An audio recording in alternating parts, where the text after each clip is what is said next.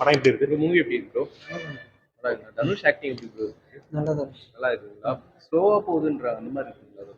இல்ல கதைக்கு அப்படி போனதான் கரெக்டா இருக்கும். கதைக்கு அப்படியே போல கரெக்டாக இருக்குங்களா? சரி, அம்பிகாபதி லெவல் இருந்ததுங்களா?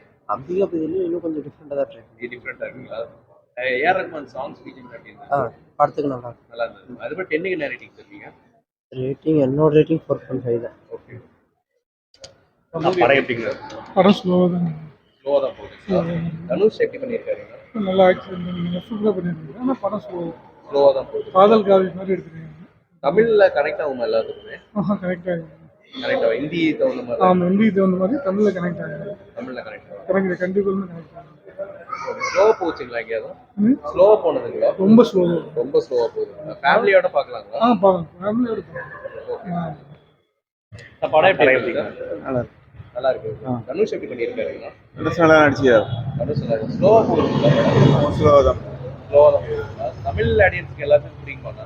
ஓரளவு எல்லாத்துக்கும் பிடிக்காது, ஒரு சிலர் தான் பிடிக்கும். ஒரு சிலர் ஹிந்தி படம் ஸ்டைலே தான் எடுத்திருக்காங்க. லவர்ஸ் அப்போ பிடிக்காது அளவு. லவர்ஸ்க்கும் அப்படின்னு பிடிக்காது. ஓகே. நல்லா இல்லைங்க. ஏன் ப்ரோ என்னாச்சு ப்ரோ? நல்லா இல்லை.